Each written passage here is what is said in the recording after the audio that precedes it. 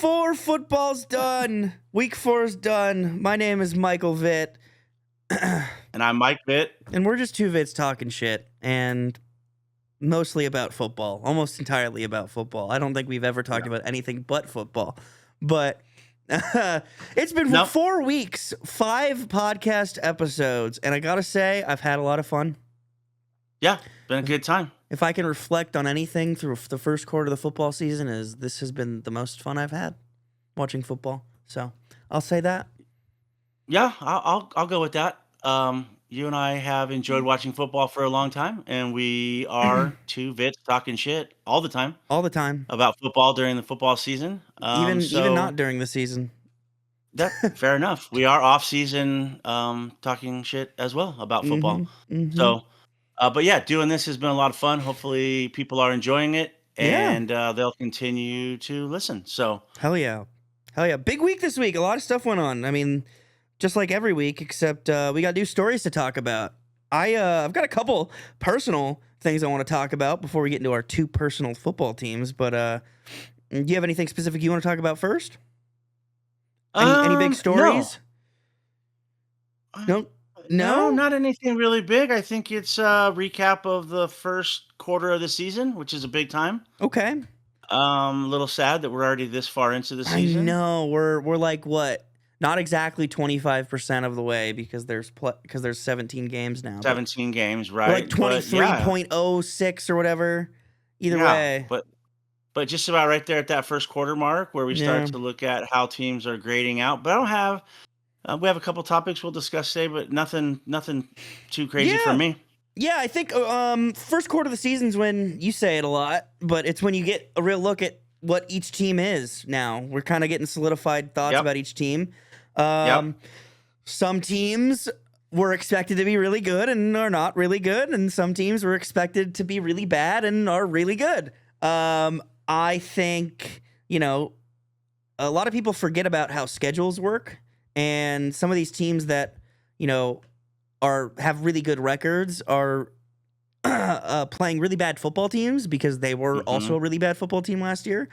But I don't want to discount what they've done because being 3-1 I can't say 4-0 because the only 2 4-0 teams are really good. But being 3-1 in the National Football League through a quarter of the season is really good.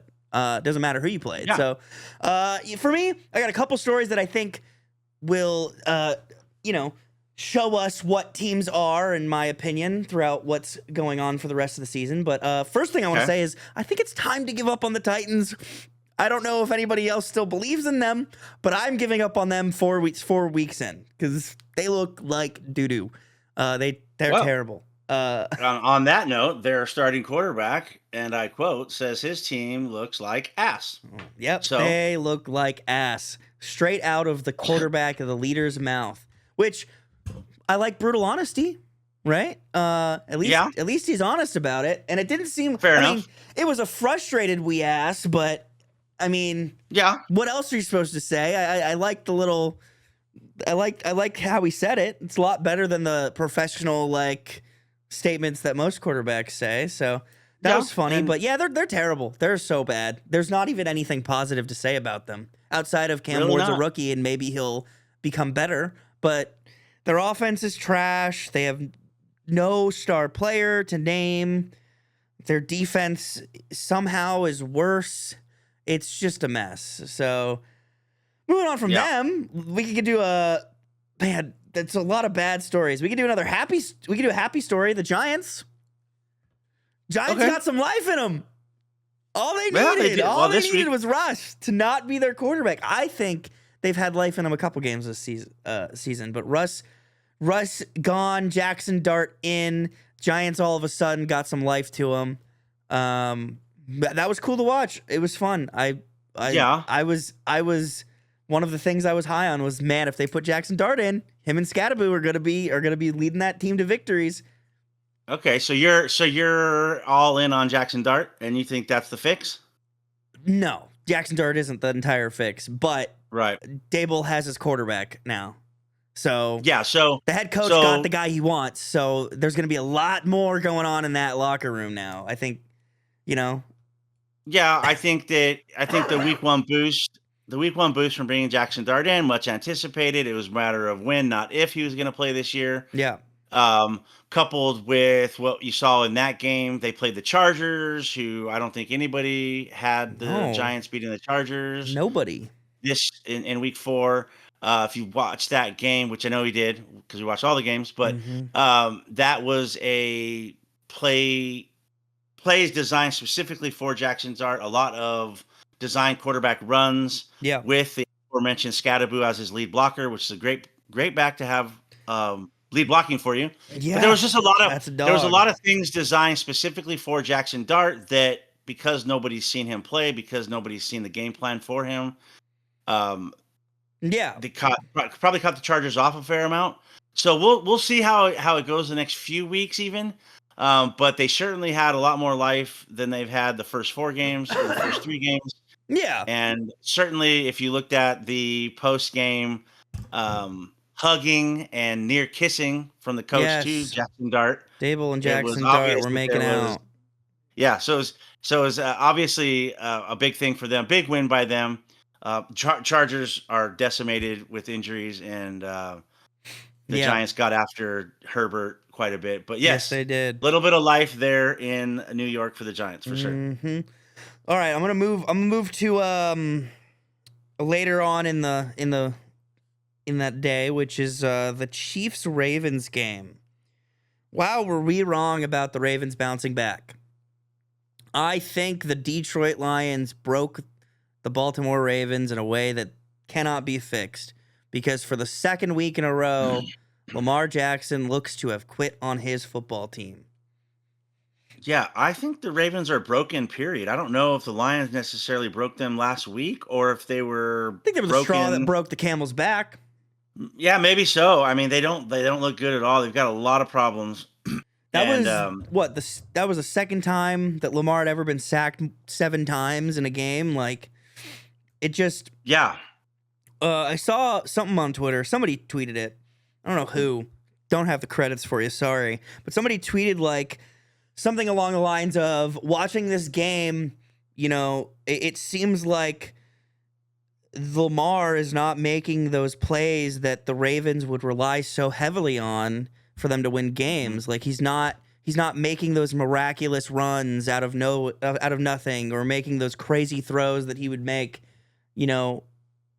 all of a sudden. Like, it seems like when Lamar's needed to make those, or when Lamar has the opportunity to make those, he's not doing it anymore, which is either a mentality thing or he can't. He physically can't. Like, he is dealing with an injury, but most people are saying that's bullshit, and that he just gave up. As for the reason why he took himself out of the game? Yeah, I mean, I'm not going to trust people on the internet, but it was funny seeing a screenshot of Lamar having ice on his calf and him saying it's a hamstring injury. But well, I mean, as of this morning, he is listed by the insiders as a day-to-day issue with his hamstring. So yeah, but yeah, it seems like Lamar has given up on his football team, as well as the entire city of Baltimore has, and they want Harbaugh gone. They want the ownership gone too. Yeah, the Harbaugh hate this year has been pretty strong. It's sort of funny when you look at the success as an overall over the last, how long has he been the coach there? 15 years, 17 years, whatever it's been. And then they have basically, this is the first time they've looked like this in a very long time. Yeah, to immediately want change.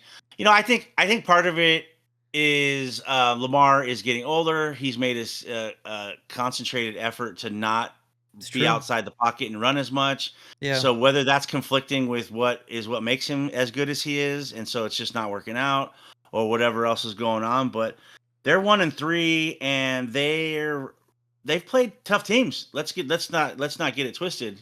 They've played. I think they've Chiefs, had the hardest, and they played 4 games. The Lions, and they played the Bills, and that's a gauntlet to walk through. Hey, you are forgetting a team that deserves credit too. They also played the best defense in the league. They played the Browns. They also played the best defense in the league, which for specifically Lamar is tough because they get after the quarterback. So, well, yeah. So I mean, through this first quarter, as we'll discuss, it's tough. But I'm not ready to throw in the towel on them. But I'm sort of leaning that way.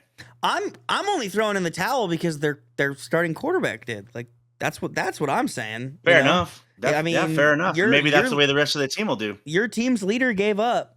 I mean, yeah. Well, you know what? Locker rooms, no. So no matter what the insiders say, and no matter what he says in the media, locker rooms, no. And so we'll have to wait and see what they look like when they get on the field next time and how the next couple weeks go. Yeah. Because if he actually has given up on that team and has given up on the season, or is not the leader inside that locker room that he needs to be, then the team will show us that. It'll be obvious. So that is true. All right, last thing I want to say before we get into our personal games. My God, we got the first tie in a couple years, haven't we? The Packers and the Cowboys. Neither of them wanted to tell us who won that trade. They both really wanted to prove that neither of them won that trade. Looks like it. Wow, what a tie.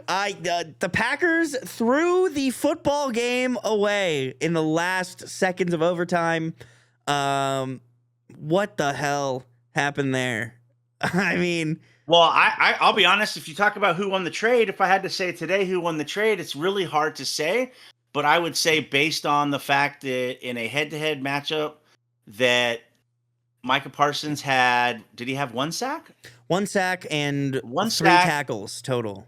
Yeah, and very few pressures other than that. The sack he got was Dak Prescott stepping over the line of scrimmage. He got him just before he stepped over it. Yeah, and Jordan Love threw for over 300 yards, multiple touchdowns, no interceptions, and had rushing yards. He had a great game. So the Green Bay Packers already have what they got out of the trade in Micah Parsons. And the Cowboys have 6 picks over the next 2 seasons. Mm-hmm. 2 first coming rounders. Their way. 2 first rounders and multiple sprinkled out through to replace him and get better on other areas of their team. Yep. And so for the first time and through all this, whatever you want to call it that comes out of Jerry Jones's mouth, for the first time ever, I almost think that what's going on in that old man's head might actually come to fruition. Now, time will tell, of course, and I don't think you're just going to pick a Micah Parsons out of the draft. He's a generational talent. No, but as far as impact goes, if the Cowboys can get even 3 quality picks that help them in other areas, while they, because they've spent so much money in other areas, then I think they might actually win that trade. And going back to what I said to start the season, that position, Micah Parsons, is only going to be worth a half a game to a game and a half in wins. And in this case, it was the half game. It was a tie. There was a half game. So I mean, so wild as that is, I don't know, man. I'm sort of leaning like the Cowboys. I hate to say it because that is my least favorite team. They may have actually gotten the better of the trade. We'll have to see how it plays out. But as of today, I think the Cowboys might have won that trade. I think it's similar to how I felt about the Stafford Goff trade, where I think the team that gets picks more often than not is probably going to win that trade. Because unless you do what the Rams did, which is win the Super Bowl the second you get that player, it's hard to argue that you win that trade. And, after 4 weeks, Packers went from looking like the best team ever to now I'm a bit weary on them. Just to throw a little stat in there, there are 1, 2, 3, 4, 5, 6, 7, 8, 9, 10, 11, 12 football teams that have allowed less points scored on them than the Packers have this year. So that super elite defense that we thought we were seeing in the first couple weeks of the season is averaging out to be about an average defense in the NFL. Yep, right in the middle. Right in the middle.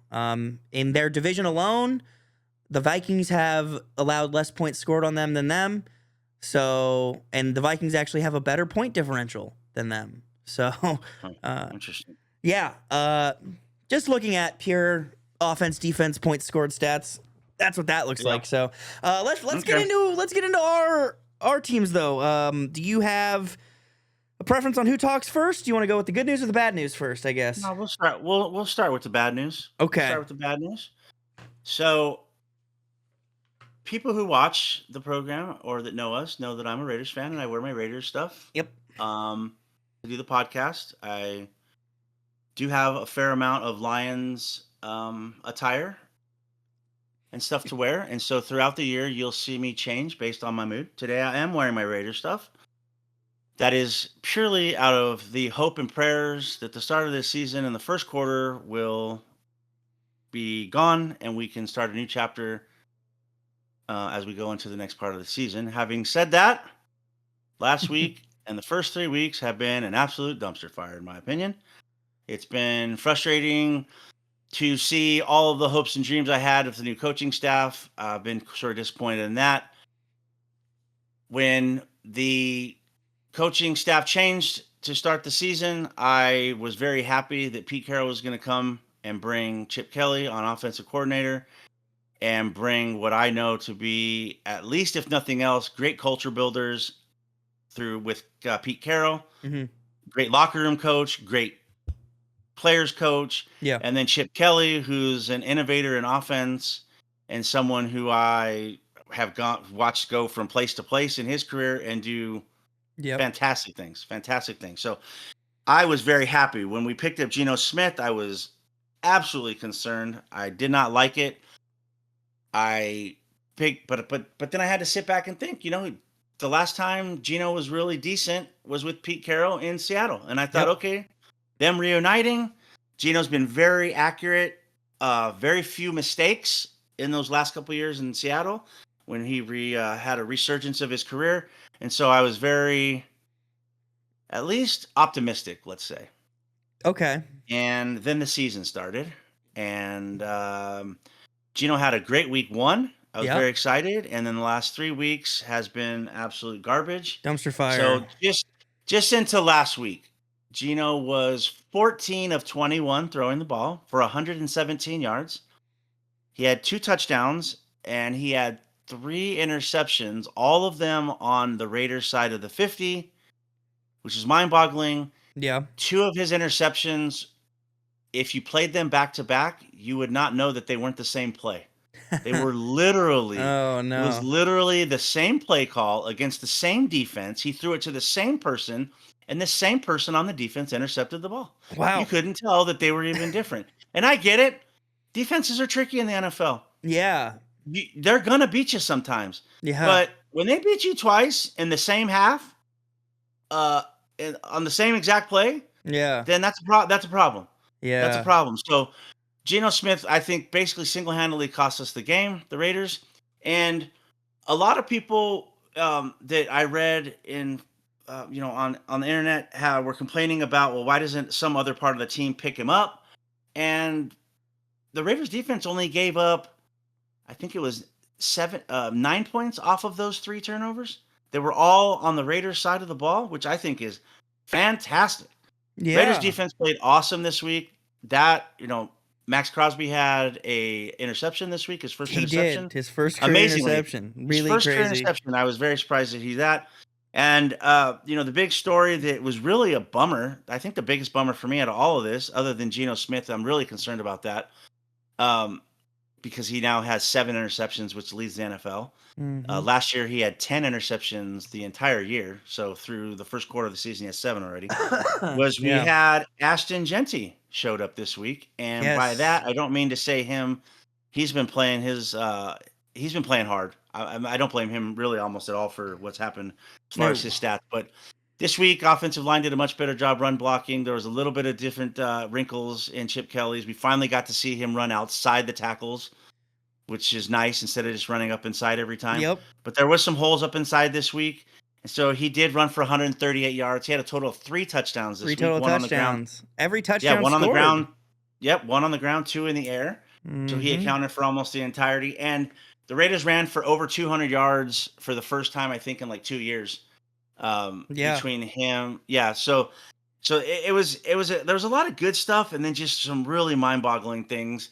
On top of that, Colton Miller, our best offensive lineman, looks like he's got a high ankle sprain, which is going to put him out, our left tackle. And so sort of the offensive line struggles through this season so far are not going to get any better. And it's just gonna really come down to see if Geno Smith can kind of pull his head out and get back to Geno Smith. I mean, he does it's been need to pull it out. frustrating. It's been frustrating. It was a tough Sunday afternoon for me watching them lose that ball game. There's some things that I question about. We had an opportunity to go up by 2 scores, and we had a drop ball right at the end zone. That we ended up settling for a field goal, and then the last drive where we sort of settled for a field goal attempt, which got blocked, which ended the game. So the field goal blocking from last week continued this week, at least as far as the Raiders are concerned. And so it was just super frustrating. And I'm sort of down and out about it a little bit, doing the best I can with the analysis here. But I think there's a little bit more hope to give the Raiders. I mean, four games into a new regime, I do not believe that Pete Carroll has the things that he wants. I don't think Geno is his long-term answer anyways. I just don't. I think there's a quarterback's going to come around and Pete's going to take him.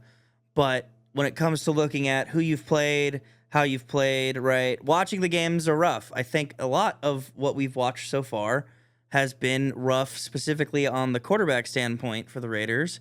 I think, with the exception of Ashton Genty not getting to run the ball like how Ashton Genty should be getting to run the ball up until this week, that was the only offensive issue I was looking at. When it comes to defense, you played 3 phenomenal defensive games outside of the Commanders game, but the Commanders are a high-powered offense. So,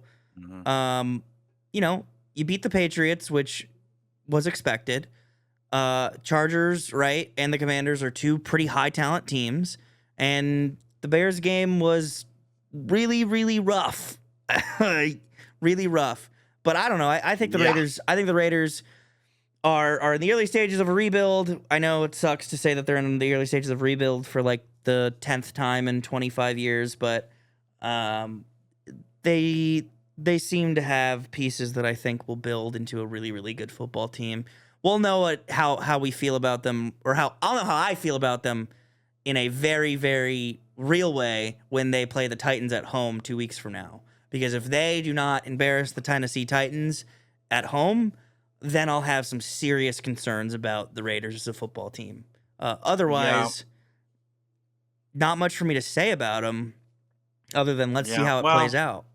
I thought they should have won this week, and to lose on a blocked field goal is unfortunate, but that is kind of the story of how that game played out for them. So it was just a lot of mistakes leading into one phenomenal play by the other team. So 2-2 looks so much better than 1-3, like the Raiders are. It would have been nice to have them 2-2. I would have felt a lot better about things, especially seeing how next week they play the Colts, playing the hottest team in the NFL. Yeah, they're playing a really good Colts team. I mean, the Colts are just across the board, they're really good. So that'll be a big test. We'll see what happens there, and then the Titans after that. So we'll see when we do our. We'll have to see. When we do our half-season review, we'll see. Yeah. Let's go to a positive. Let's move on to the positive then. Let's move on. For the second or third week in the row, I'm going to say it again.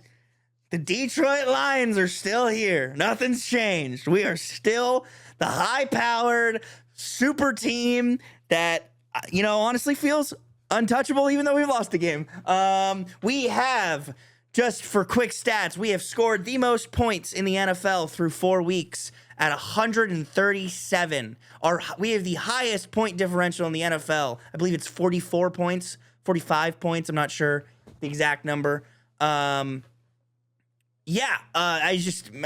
are fucking firing on all cylinders. In a game against the best defense in the league, maybe not the best defense in the league anymore after what we did to them. But in the game against what was the best defense in the league, statistically, we came in, we had an insanely strong defensive and special teams game.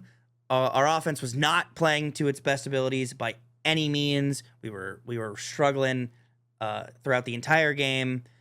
Still had 100 yards rushing. want to say, Yeah. against It was, the team. it was just over, was 100, 116 or something like that, 110. Still had 100 yards rushing on the day against the team that said something. I think it was a little back and forth, but it was John Morton, Lions offensive coordinator, said they haven't seen a run game like ours yet, and the Browns said, well, they haven't seen a run defense like ours yet. Well, we did. We saw your defense.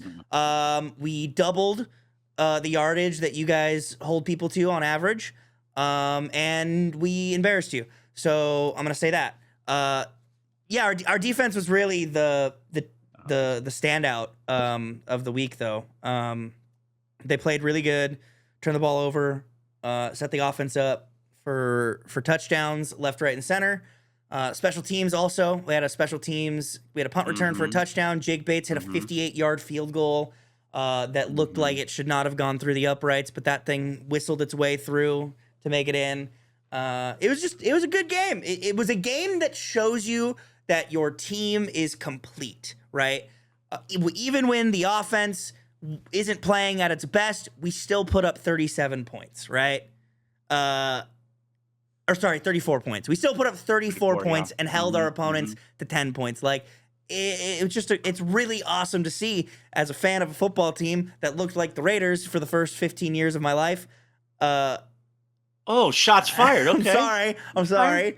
But for the first 15 years of my life. Hold on. Let me put that. Let me write that down. I'm not being mean. My team looked like that. The Raiders are the best example of what the Lions look like over the last 15 years before Dan Campbell showed up, which is every year I have a lot of hope going into it, and then they kind of sputter out and don't look as good as I want them to. But it's nice. It's nice to know that I can go into a football game and, my biggest concern after the fact is we've got a couple players who are dinged up, but not to be worried about it. The biggest story when it comes to the end of that game is we have two starting cornerbacks who are both going to be injured for a couple of weeks. Terrion Arnold should be out for 2 to 3 weeks, and DJ Reed should be out for 4 weeks. Am I worried? Not really. Arnold has not been playing the best football. Do I think I should celebrate the fact that he's injured? No. Any Lions fans who have been celebrating the fact that Terrion Arnold is injured is crazy.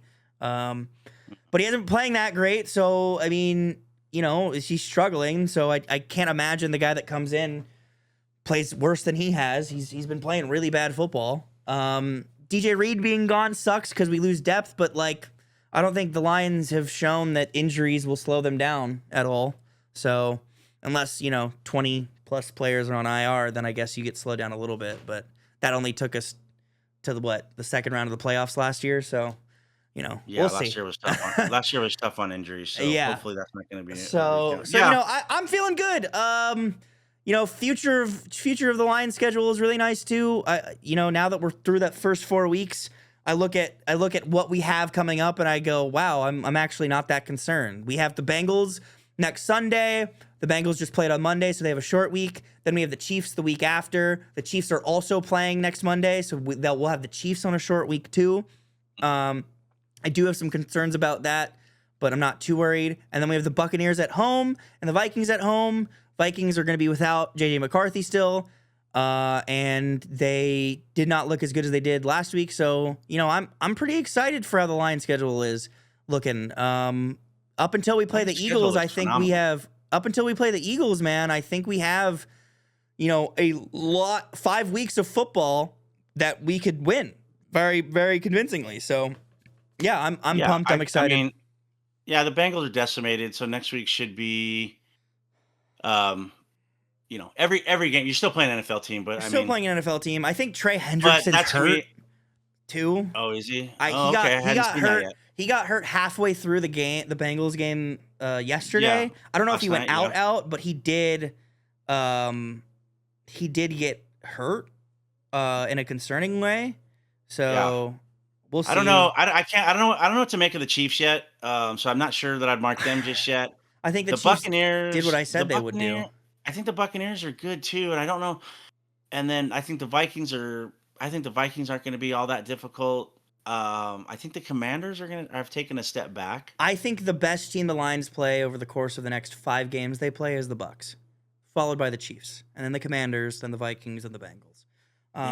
I'm most concerned about the Bucs because Baker knows how to come back from a loss, but in every game the Lions have won this year, they've won by 2 scores. So, I think the toughest game on the schedule and not a good time to see them.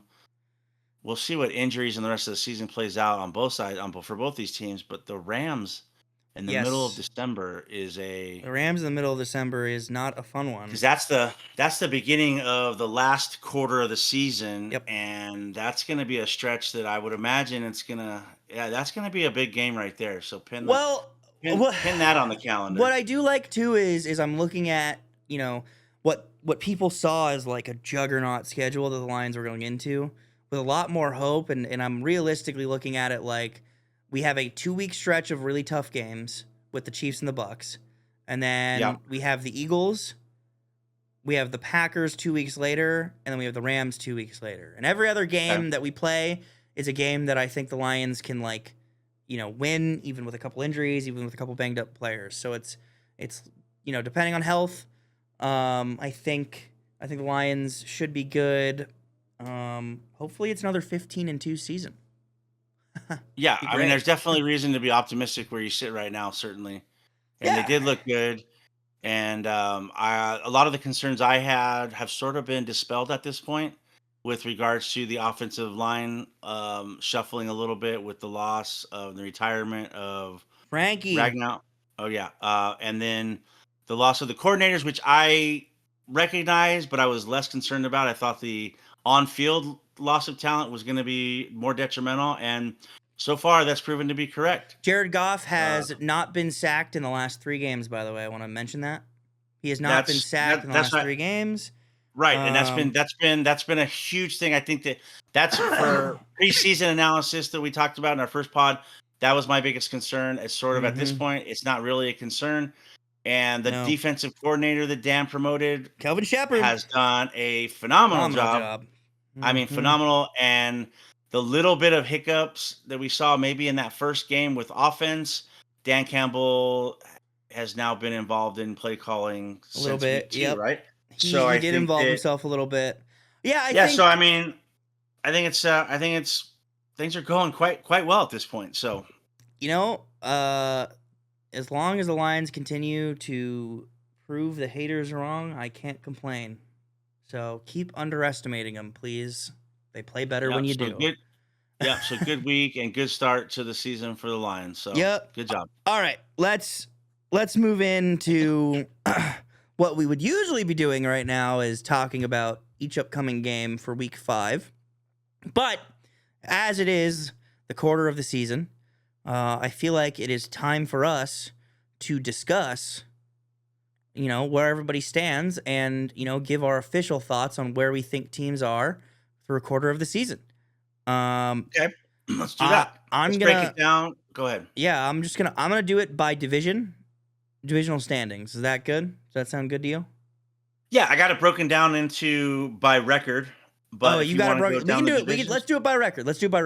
All right. So I just have it broken down into 4-0 teams, 3-1 teams, 2-2 teams, 1-3 teams, 0-4 teams. Yep. And then the aforementioned, which we had the tie, the 2-1-1 teams. Yes. So yeah, we'll go through it. I have it listed here. So we have. Are we starting at the top? Start at the top. Okay. Start at the top. So at the top we have only, which is rare. I think in past seasons we've had more teams that were undefeated a little bit further along in the season, but we only have 2 undefeated teams at 4-0. That's the Bills and the Eagles. Yeah, and I will say this real quick: the Eagles are 4-0 by the skin of their teeth. Literally, I do not know how. If you looked at on paper, you would say there's no way possible, and yet they continue to somehow pull out games. 2 weeks ago against the Rams, they were down 19 in the first half. Yep. Last week they were up 18 to the Bucs, and somehow the Bucs nearly tried to come back, but just barely missed it. So 2 polar opposites. 1 week they're down 19 and come back and win. 1 week they're up 18 and almost lose.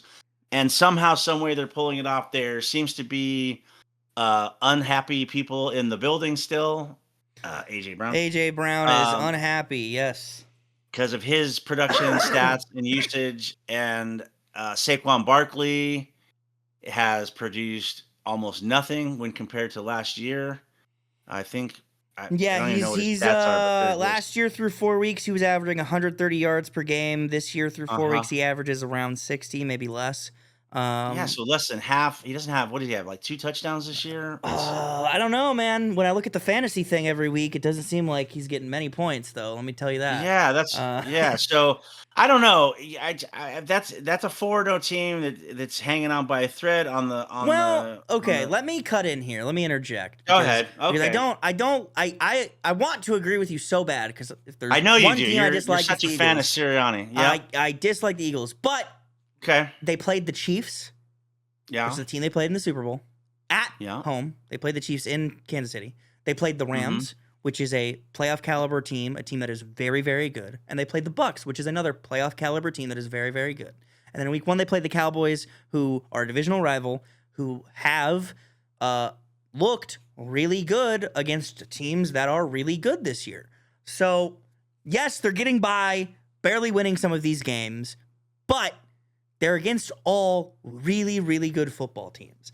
So, even though I really want to not give them any credit, they really do deserve credit, because they're I'm going to move into the Bills here in a second, but they're the one of 2 4-0 teams that I think have really proven, we deserve to be 4-0, because they've played 4 really good football teams. It's hard to take credit away from them, because, winners win. And when you're playing against really good football teams, if you find a way to beat them in any way, you got it. You deserve your flowers, right? Like Okay, yeah, you're right. My concern, my point on this really is this, and it's really just that point differential that happened in week 3 versus the Rams, and then week 4 against the Bucs. And then even when you look into the stats a little bit closer, you had in that game in week 3 against the Rams, Philadelphia had a -1 yard passing in the first half. Yes. -1 yards of passing in the first half. And in the second half of that game, the comeback, Jalen Hurts was 15 of 18 with 2 touchdowns. Yes. Are you talking about the Rams game? Oh no! I'm sorry. And then he had -1 yards in the first half of the Rams game 3 weeks ago, or 2 weeks ago. Last week in the first half, Jalen Hurts was 15 of 18 with 2 touchdowns in the first half against the Bucs. But then in the second half, when they had an 18-point lead, he was 0 for 8. Fat goose egg, through 0. Yeah. So it's like who are they? Hold on. You have a concern with Jalen Hurts' performance? No, I have a concern with disproving. Damn it! No, I have a concern, because if you go back, what was it, 3 years ago when they came out hot and they only lost 1 game, and then they lost the next 11 or whatever it was. Yeah, they sputtered out. Who is this team? Who are they? Are they 4-0? I mean, they are 4-0. I think they're the same team they've always been over the last couple of years, which is a team that finds a fucking way to win, and it's frustrating because outside of last year's Super Bowl, it rarely feels like these guys convincingly win football games, especially against, anybody they play. It really is against anybody they play. All right. They're just a team that knows how to win and finds a way to win no matter what. And honestly, the Jalen Hurts stats that you just handed me really don't help the argument of are they frauds, because they still find a way to win when one right. It's back to the Lions a couple minutes ago. Even when one thing isn't doing well, they still find a way to pick themselves up and win the game. So it sucks. It sucks to say, but the Eagles are legit. When I move over to the Bills, this is where my concern rises, because the Bills have played throughout 4 games, the Ravens in week 1, and they won by 1 point, Monday Night Football. Really great game. That was a great game. But then they beat the Jets, the Dolphins, and the Saints.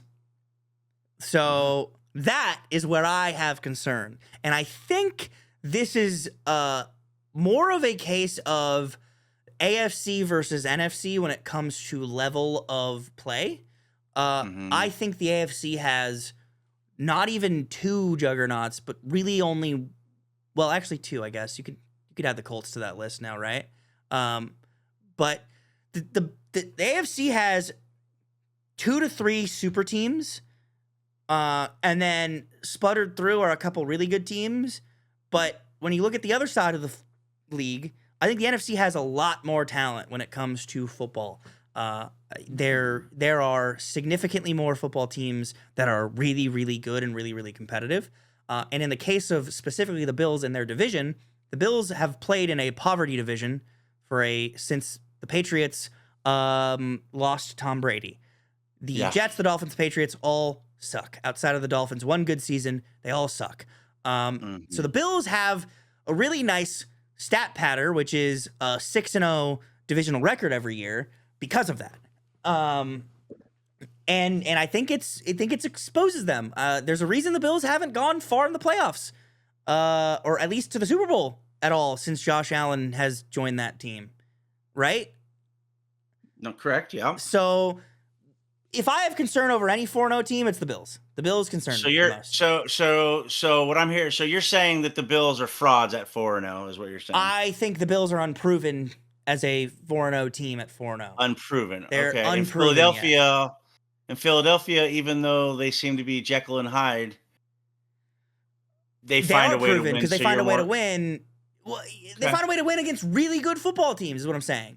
They've played 3 playoff caliber football teams that are all proven to be really good, and they played against a Cowboys team who is, through 4 weeks of the football season, I think more proven as a not higher than mid-tier team. You're right. I would have to say the Cowboys are better than the Jets, the Dolphins, and the Patriots, the Saints, probably. And the Saints. Well, certainly, and the Saints. Well, they played the Saints, right? So like, right. When I'm looking at level of talent and who's playing who, it's like the Bills have played, first of all, an 0-4 team and beaten them. They beat a 1-3 team, and the Saints are also 1-3. Okay. So like, and the Ravens are 1-3 too. That's true. Like, yeah, you're right. Okay. The Eagles are beating teams with winning records at least. Okay. All right. You're right. I feel a lot better about the Bills than the Eagles, but that's crazy, man. Your argument holds water, and it's something that we'll have to look into closer. We'll have to see how it goes. Damn. We'll have to see how this goes this next couple weeks. Let's see, who do they play next? We got dude, they got nobody still. They play the Patriots at home. Bills, yeah, and then they have the Falcons, which is their probably toughest matchup. And the Eagles play the Broncos, so I'll pay special attention to those games this week. Eagles play another really good football team, and the Bills play another team that is not that great in my opinion. Like, you're right. Okay, well, we'll see what happens, and we'll see if they both end up 5-0 next week, and we'll talk about that next week then. Yes, we will. All right, okay. Let's move on to the 3-1. All right, moving on. The 3-1 teams. We have 9 teams at 3-1. Wow. We'll just go in here the way I wrote it down. We have the 49ers at 3-1. Okay. Thoughts on that? They're fraudulent. They're not a 3-1 team. And last week proved it with their loss against the Jags. They're a fraudulent 3-1 team. We can leave it at that, but their injuries are going to come back at them and hit them so hard. So injuries, yep. And as of this morning, their starting quarterback Brock Purdy looks like he might not be playing this week again. Well, he played last week, didn't he? He did. And he got hurt, or he looked like crap. But that was because Mac Jones was also hurt, right? No, Purdy was ready to play last week, but as of this morning, the information that I saw this morning was that he is listed as a no practice. That turf toe issues, having issues with, could put him out for another week. So they've got injury issues again. And I'm not sure that they're as good as a 3-1 record. I tend to agree with you. Yeah. Moving on in that division, we have the Seahawks at 3-1. They're good. And they are good. And really, the biggest point on that is Sam Darnold. I've been a Sam Darnold supporter and believer since he played at USC. Me too. He had a couple of tough seasons with the Jets, certainly. Yes. And also Carolina. But if you look at those two franchises, who would not have issues with those? If you'll recall, Baker Mayfield also played in Carolina, and look at him now. And look at him now. And so Sam Darnold since the beginning of last year, is the number one in wins, tied for first, has 17 wins. He has tied for first for the most game-winning drives at 7. He is the second leading in yards at 5,224 yards. He has the most big plays. He's first with 76 big plays, and is in fifth place for passing TDs with 40 and passer rating at over 100 with 103.1. Wow. And so on paper, his stats tell you that he's a top 3 quarterback. I'd say he's probably closer to like a top 6 or 7 quarterback. Yeah, he's top 10 for sure. Definitely top 10. You could put him anywhere between 5 and 10 and have a good, solid argument. But I've just been really happy to see him find some success. And I think that Seahawks is a good team, and he's doing a great job for them. Can I award Sam Darnold a personal award? Sure. I'd like to give Sam Darnold the Matthew Stafford Award for being really good quarterback that nobody seems to respect. Because he deserves the respect. I mean, even the Vikings didn't really give him the respect that he deserved.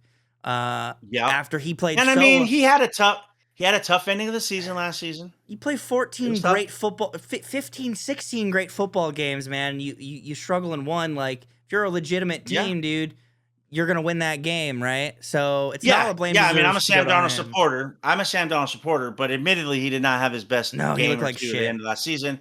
However, that is the Lions' fault. I'm sorry. As I looked at the stats that I just referenced, I'm very happy for him. Seahawks are good. Yeah. Moving on. In that division, because that division has 3 3-1 teams. I know. We have the Rams.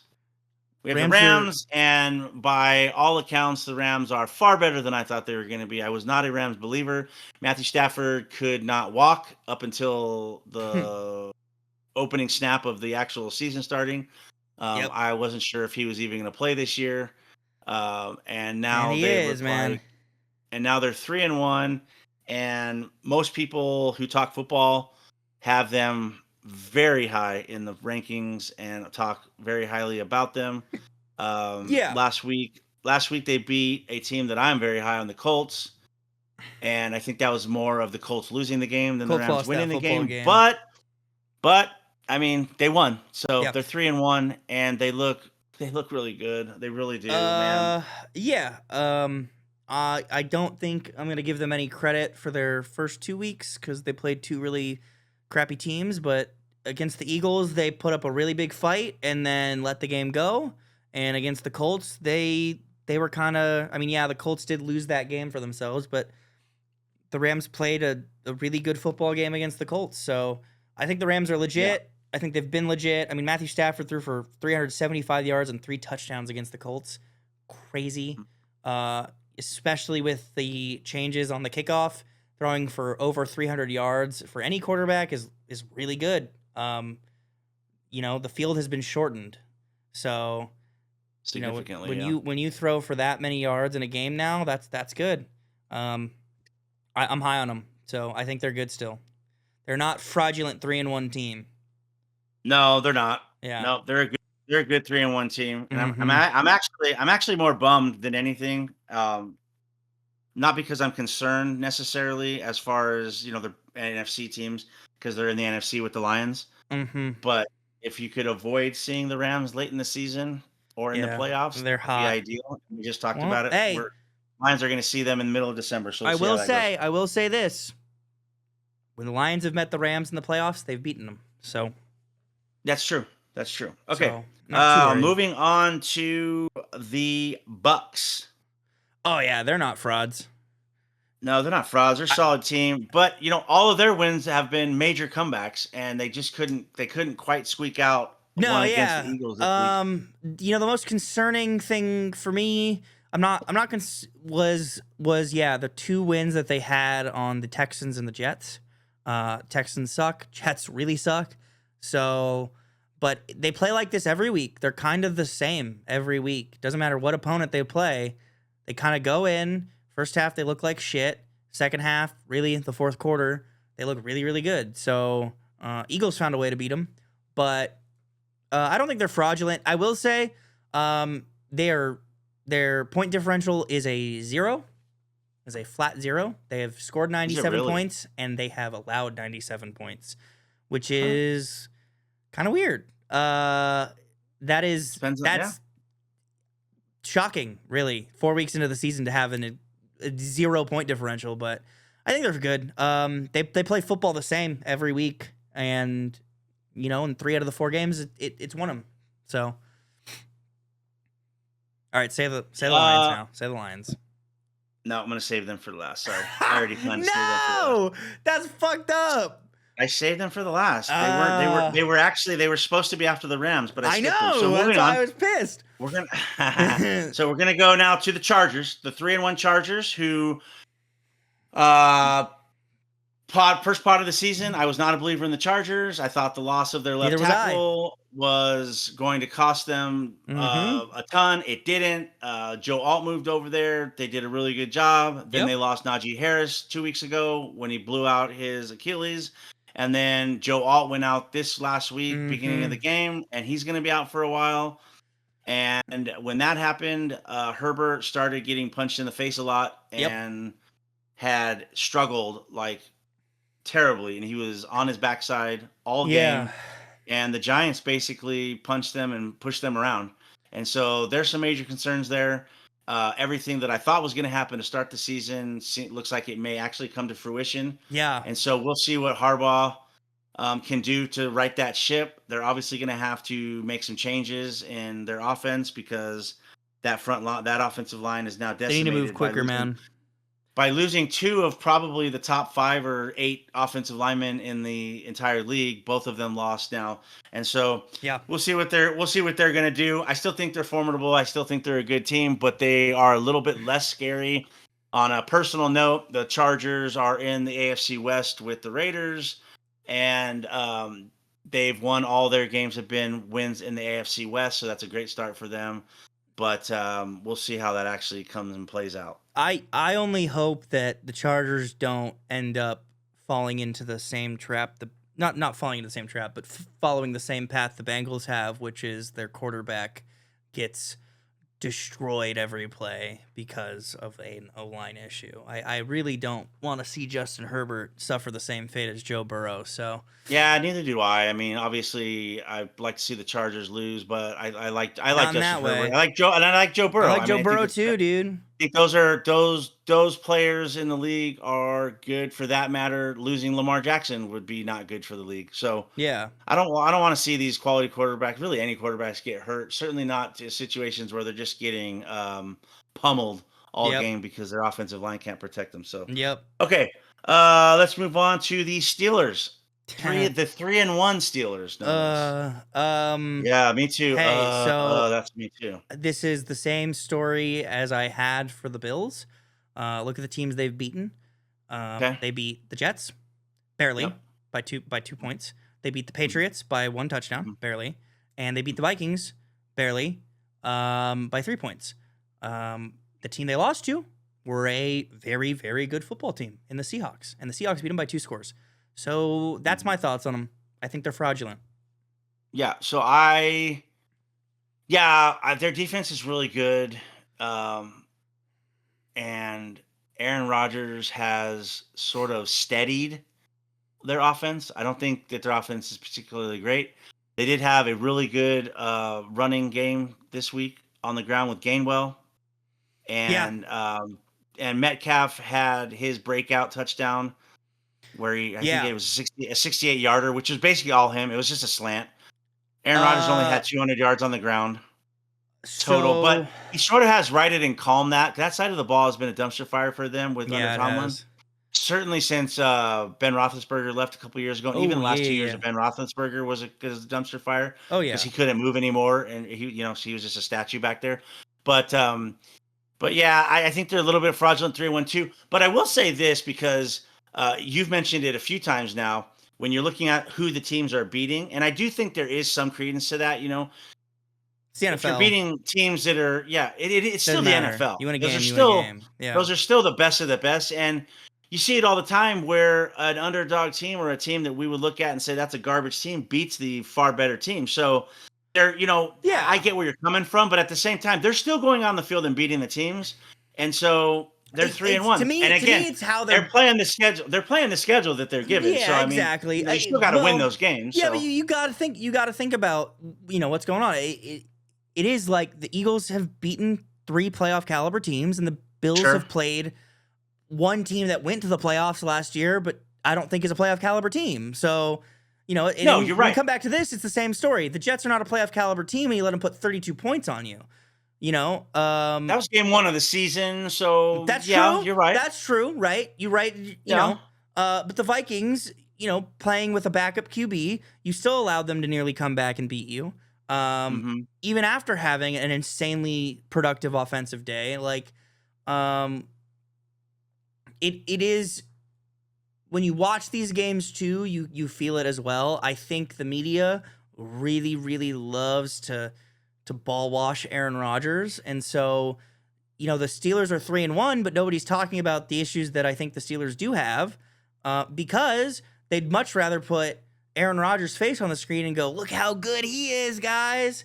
So, yeah, I think for all the good stats we're looking at, there's also some concerning stats, and barely eking by in these games against teams that I don't think you should be eking by in as a 3-1 team, is not good enough for me. I think they're fraudulent. No, it's not. It's not. And I'm not an Aaron Rodgers fan. That's a nice way to put it. I don't have any issues with him not being successful. My only point to that is that I think there's been sort of a steadying, a leveling. Their offense. That side of the ball is just sort of, it's just sort of, the last few years since Ben Roethlisberger, the quarterback play has cost them games, and at this point, Aaron Rodgers doesn't cost the ball is not costing them games at this point. So we'll see how Aaron Rodgers hasn't costed his team football games since his last season in Green Bay, and that was the only season that I think Aaron Rodgers has cost his football team football games. So okay, and then let's get the last couple here. We got the Colts. Colts are legit. Colts, a team that I was super high on before the season started. In our first pod, that was where the majority of the time was spent talking about the Colts. Somehow I didn't even realize it, but I didn't realize I was that high on them. But yes, the Colts are legit. They've got players all over the field. They lost the game against the Rams last week. The Rams did not win that game. I think that there was a couple of plays by one individual, a wide receiver for them, that just made a couple unfortunate plays. I'm not even going to go into it too much, but I think they lost that game. The Rams didn't win that game. They could be 4-0 easily up there, and they're not. But and they're not. And I hate to say it, but they play the Raiders this week at home. And unless something drastically changes, I think they're going to be 4-1 at the end of this. Coming out of next week. So they're super legit. We'll continue to look back on them. I would like to wait a little bit before we go too much of a deep dive on them, probably till halfway through the season. And then I'll probably do a deeper dive on them, but they're very solid. And so the next team, that goes right into the next team, which is surprising. Wait, I had a fun fact. Oh, you have a fun fact. I have fun facts. Colts are the fourth highest scoring offense in the league, by the way, behind the Ravens, the Bills, and the Lions. So offense is firing on all cylinders, and their defense, compared to all 3 of those teams, is better. Is provenly better. So they're up there, man. I think they are a top 3 team in the NFL right now. Yeah, and the quarterback formerly known as Danny Dimes, Indiana Jones, has had a resurgence in his career, leaving New York, leaving the Giants, was phenomenal. Spending a season with was it the 49ers or the Vikings? It was the Vikings.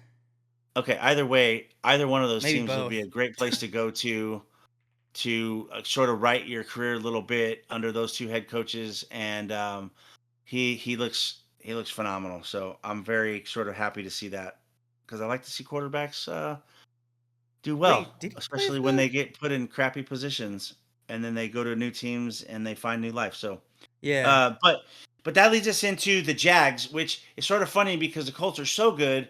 And they're in a division where, as good as they are, I would have considered it to be a complete runaway with the division. No problem. Nope. And then all of a sudden, the Jags show up this year for the first time since Trevor Lawrence, who was supposed to be, a world beater amongst all quarterbacks, top 1 or 2 in the league, has proven to not be that. And all of a sudden, the Jags showed up this year, the same as the Colts. So the Jags are also 3-1. I have not spent a ton of time researching into them. How about you? I have. You have? Good. Let's go for it. All What do right. they got? So Trevor Lawrence, through 4 games, has thrown an interception in all but one game, which is their win last week against the Niners. He threw in week 1 against the Panthers. He threw 1 interception, had 178 yards and 1 touchdown. In week 2 against the Bengals, in which they lost that game, he threw 3 touchdowns and 2 interceptions with 271 yards. In week 3 against the Texans, he threw 1 interception only, no touchdowns for 220 yards. Trevor Lawrence has played better than he has in the past, but he still is showing signs of his inconsistencies, and he is still a little bit iffy. I think the Jaguars are winning these. So he is not the reason why they're winning. He's not the reason why they're winning. He's definitely not the reason why they would be losing, though. He's not losing them games by any means. Okay. Honestly, I think the Jaguars' defense are just having performances, because even in the game where they lost the Bengals, the Jaguars had 3 interceptions. The Jaguars had 3 interceptions. The Bengals they hurt Joe Burrow. They hurt Joe Burrow. Yeah, but the Jaguars' defense, I think, is really the thing to be looking at. But if we want to go back to my main argument of this podcast, who have they beaten and who have they lost to? Right? Panthers, bad team. Texans, bad team. Bengals, bad team. Niners, in week 4, bad team. So they're winning games. We'll see if they can continue to win games, but they have a really fun 3 weeks of football to play. They have the Chiefs at home, they have the Seahawks at home, and the Rams at home. So they have 3 home games, but they're all against real football teams. They're all against some real talent. So in 3 weeks they could be 3-4 after starting 3-1. Is what you're saying? They could potentially lose. I think in 4 weeks they could be 3-5. I think they can be 3-5 in 4 weeks. So even though you have 2 teams that have changed the narrative as far as their records, both in that same division, when you look at the Colts and the Jags, you're looking at polar opposites. You're looking at 2 teams that are on, even though they're both the same record, are not. I think the Colts in the next 4 weeks are going to be 7-1, and I think the Jaguars could potentially be 3-5. Okay, good. Well, I'm glad you had a little more information on them. I wasn't. Yeah. That explains a lot, and we could potentially be looking at the Jags right back to where we thought they were, come back down to earth. We could. Who knows? In the next couple weeks. Who knows? New head coach though. Okay. He's already exceeding expectations, right? Can't complain. Okay, and then I guess we'll have to go ahead. Look at that smile. Look at that smile, ladies and gentlemen. Yes, sir. Lions are the best team in the NFL. They should Let's be 4-0. go to Lions. The Lions are also 3-1. In case we didn't miss that, the Lions are 3-1. What say you, sir? What say you? I'll leave mine short so you can say if you want to say anything. But Lions, I think, are the same team they were last year. I think they're just as good. I think 3-1 doesn't show how good they are, because they should be 4-0. But who cares, right? Best point differential in the league, most points scored, average points against. Team fires on all cylinders. Team finds a way to win. Finds a way to convincingly beat teams. They're the only team through 4 weeks, with the exception of week 1, who has looked extremely solid in their victories. When they have won, they have won. They have dominated every game they've played. Every game that they've won outside of week 1. I just want to push week 1 away, because ever since week 1, they have looked phenomenal. They really have. So, and they've done it against teams that people consider to be really good. So, I think that through the first quarter of the season, what the Lions have shown, what they've proven, is really just building on what they've done the last 4 or 5 years. Yeah. When you have a head coach like Dan Campbell, who brings in a culture and who is somebody who oversees an entire operation, who does a phenomenal job on both sides of the ball with his coaches, as well as his relationship with his players. Couple that with front office, that they work well together in who they've decided to put on their team. Players who fit into not the system, but what they want as The far culture. as the men in the locker room, Yeah. who they are as people and as individuals, and they get the best out of those. It proves that that's how you build great teams. This is a great organization in the last few years, and it really is because of, in my opinion, Dan Campbell. Yep. And the trust from the ownership and the front office in him to do what he's done. And it's been phenomenal. Hey. Couple that with some very good decisions on the talent, because while I believe that they're picking players who fit them as an identity as much as the actual talent, the talent that matches that has been phenomenal. Yeah. I think that in every facet, in every position on that football team, you have players that other teams would like to have. Yep. When you look at probably the biggest sort of what I'd like to see, it's sort of silly. And if it's what you're asking from a team, you're in a really good spot. But with all the weapons they have, we haven't seen hardly anything out of Jameson Williams, who's the take the top off wide receiver. He has taken the top off a couple times this year. Don't discredit him. But he also has had some drops that are a little bit disappointing. Last week he had 2 key drops. And if you're talking about with all that talent with Amon-Ra and with Montgomery and Gibbs and Laporta and Goff and that offensive line, and what I'd like to see is Jameson Williams get a little more involved and get some bigger plays. If I could just throw something in here, because I'm a stats guy. I'm looking at stats. Jameson Williams in week 2 had a 100-yard game with a touchdown. It was on 2 catches, which is crazy. In week 3 and 4, he was the Lions' second highest receiving yards. He was second. He was behind Amon-Ra St. Brown in both games in receiving. Not as much as 100 yards, but in week 4 or last week it was 40 yards, and the week before I believe it was also 40 yards receiving. So I agree. He hasn't had it was 43 yards against the Ravens. I agree. He hasn't had a game where he's fucking, gone all out. But 100-yard game with a touchdown, and then 2 games that follow it getting 40 yards receiving. Week 1 he had like 23 yards receiving. Yeah, I mean. No, it's that. I mean, that's what I'm saying. If this is the argument, if this is the problem that we're discussing, then I think better than 40 yards receiving a game, or more than 40 yards average a game. Yeah, that's not bad. Yeah, I mean, like I said, this is a really good problem to have. What I'm speaking to really is not even the stats on the yards, but like, and you're right. He's had a couple of plays, but I mean, I'm just looking. That's the guy I want to see where we have that 1 or 2 spectaculars a game, right? Yeah. That really.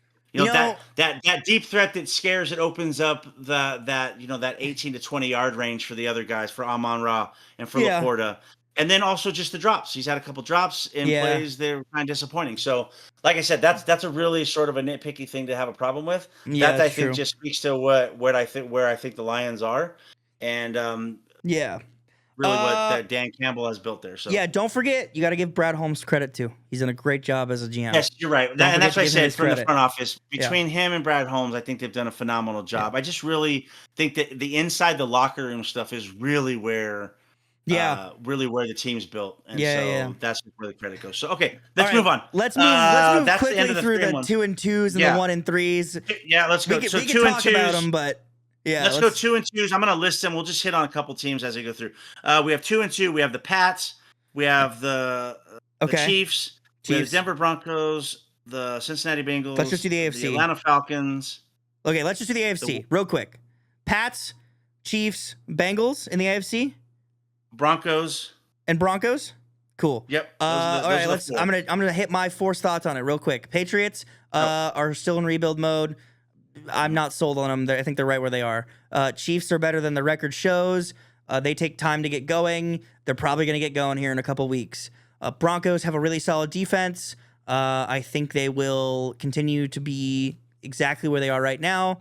I think Bo Nix just needs to pick it up because he's kind of sucked.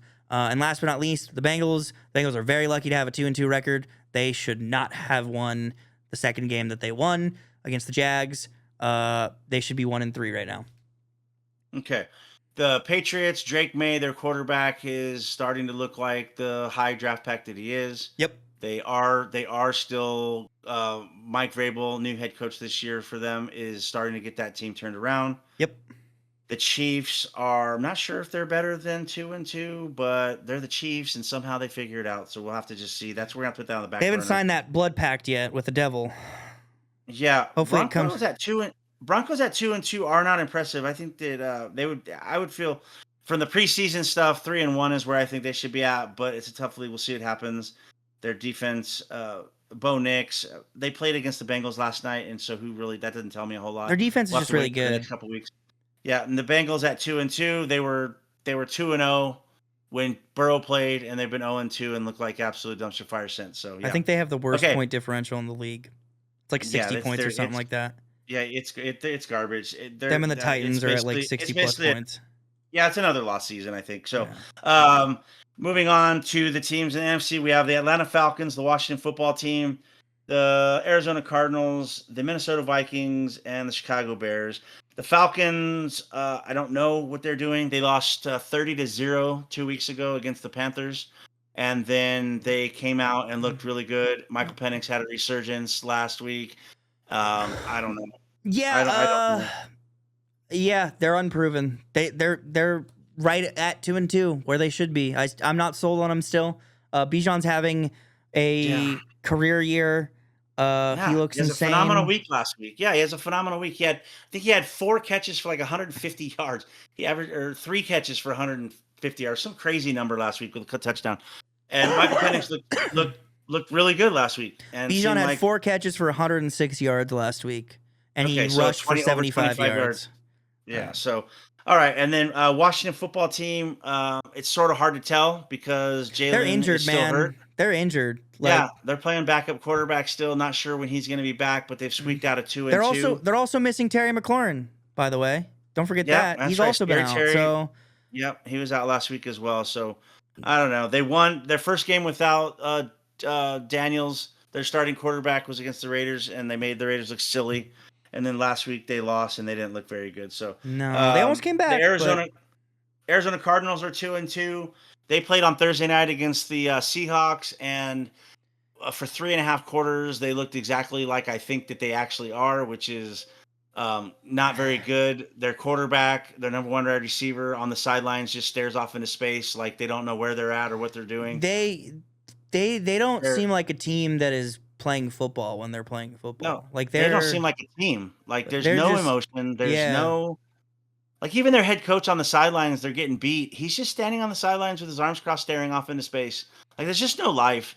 Yeah. And they made the game close at the end, but the reality is that I think they're frauds at 2-2. To be honest, I do too. Yeah, they barely beat the Panthers and the Saints, right?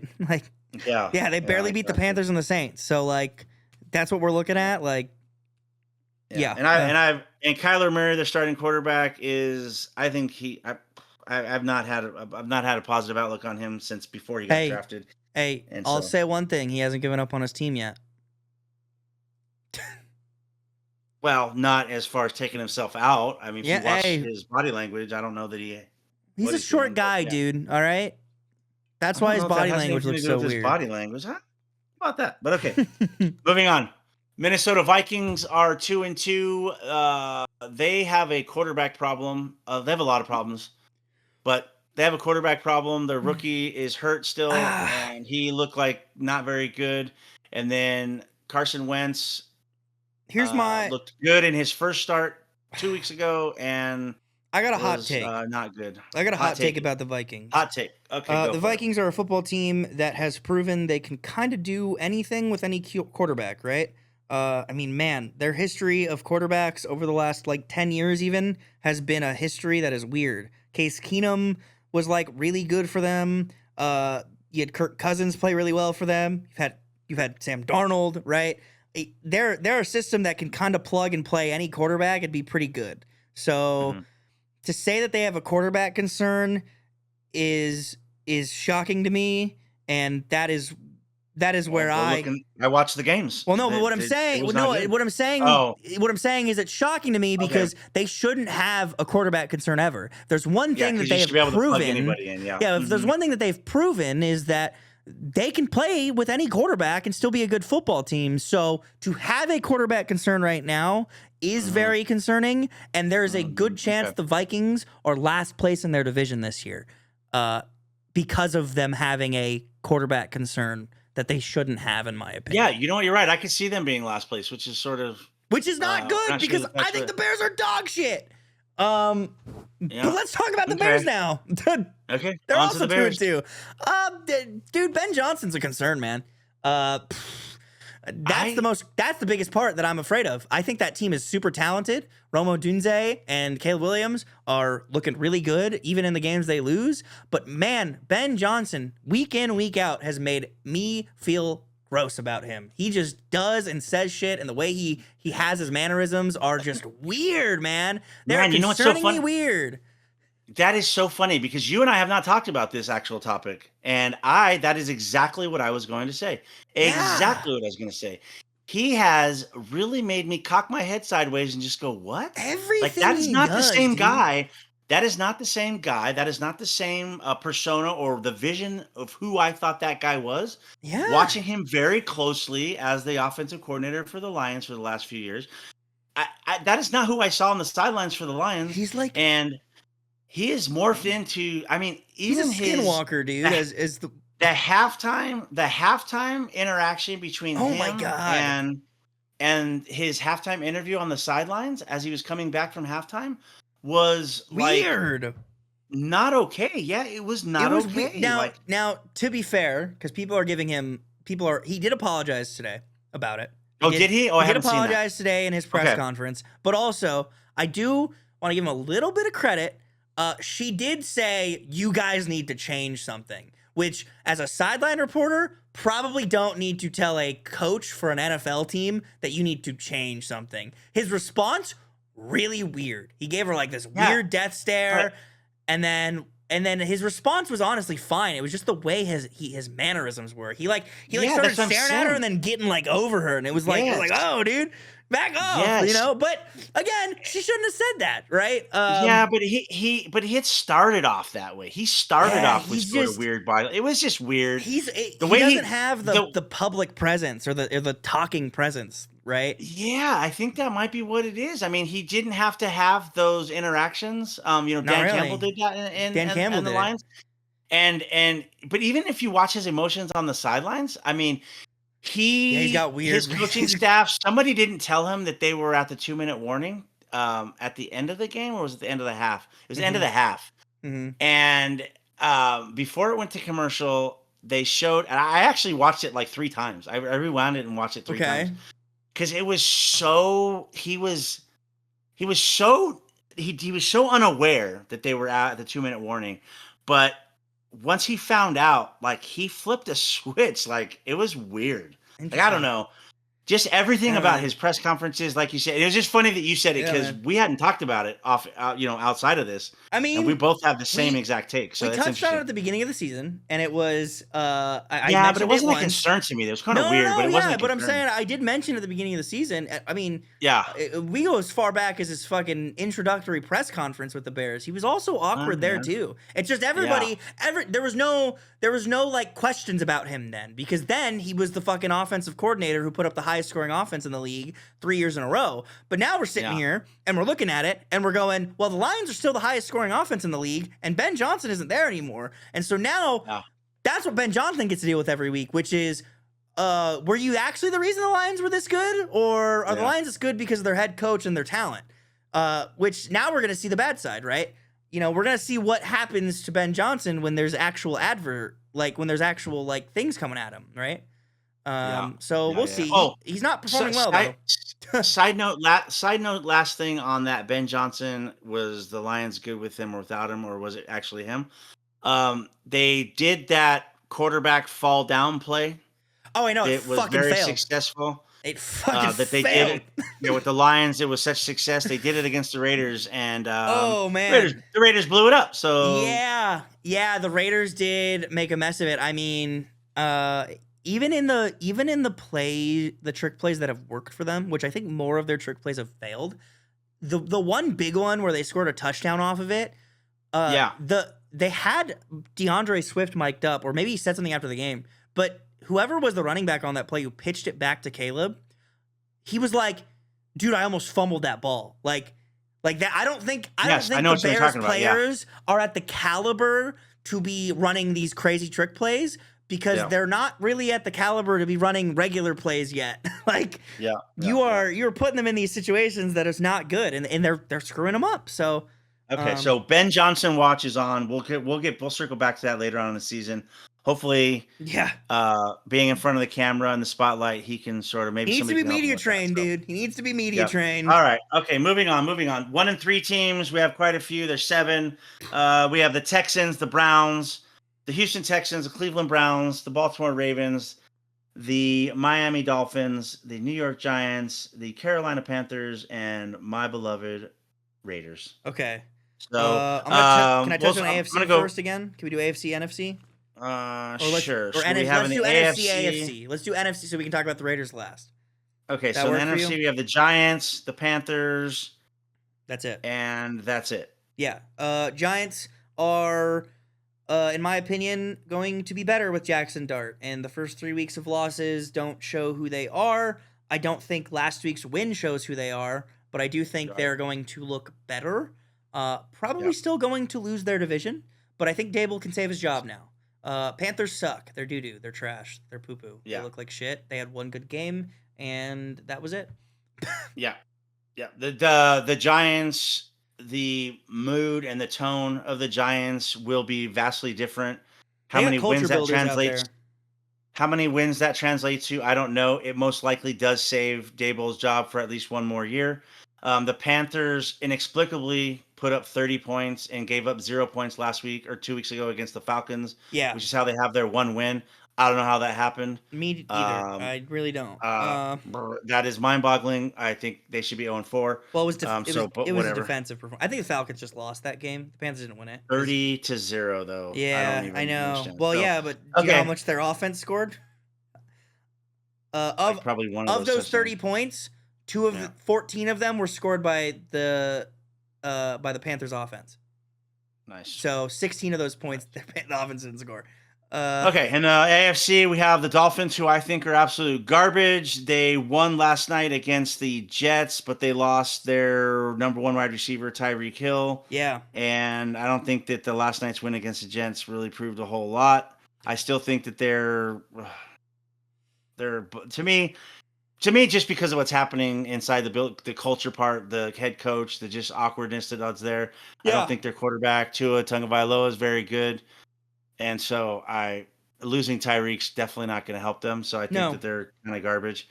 The Ravens we've talked extensively about at 1-3. They've got some issues, and we'll see what happens with their starting quarterback Lamar Jackson to see if he's going to continue to play the rest of the season and not take himself out of games. We'll see. Yeah. The Browns have a quarterback problem. They actually this week did let their second string, third round quarterback pick play for a little bit, which didn't look great either. I have to say, they should have already just put Sanders in, dude. They should.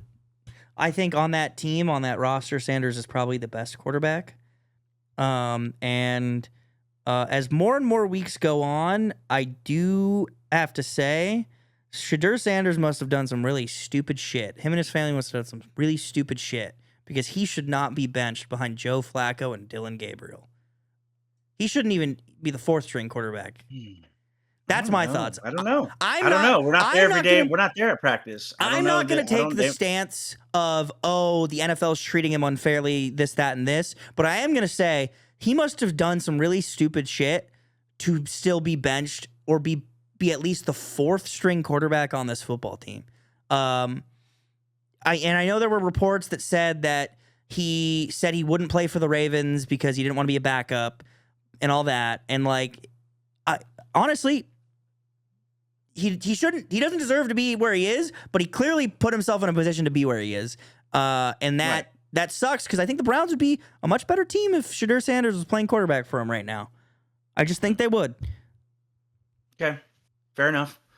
I mean, Joe Flacco looks like shit, dude. Like he shouldn't be playing anymore, man. Like, okay, then we have the Texans at 1-3. That's been a pretty big disappointment from where they were 2 years ago. Yeah. Their defense is really good. Like yeah, and they have some good pieces. Their defense is really good. Their quarterback, CJ Stroud, had a really good rookie season and then had a little bit of a drop-off last year, and then it's not good this year. It's not good. And so that's probably a team that I would like to look at a little closer before I talk a whole lot about. I think their 1-3 record kind of shows is about where they're playing, though. Real quick note, they lost to the Rams by 1 score, the Bucks by 1 point, and then the Jags by 1 score. So, we take a step back. Okay. The teams they're losing to are playoff caliber teams. They have a really fun slate the next 2 weeks. They're playing the Ravens in Baltimore, and they're playing the Seahawks in Seattle. So I think we're going to get a little bit more of an idea of who they are over the next 2 weeks. Okay, I will put that in my notes to watch them a little bit closer to get a better idea. I have watched them, but I haven't watched them as close as other teams. We do watch every game. We do watch every game, but I can't sit and do a play-by-play of every single thing that happens. I think what I've noticed is I watch the teams that score, and the Texans don't score or allow people to score. So their games are frequently very boring to watch for the most part. Yeah. Maybe, yeah. I watch things a little bit different probably, but still, I'll just spend a little more time this week peeking in on the Texans. Who did you say they play this week? Ravens.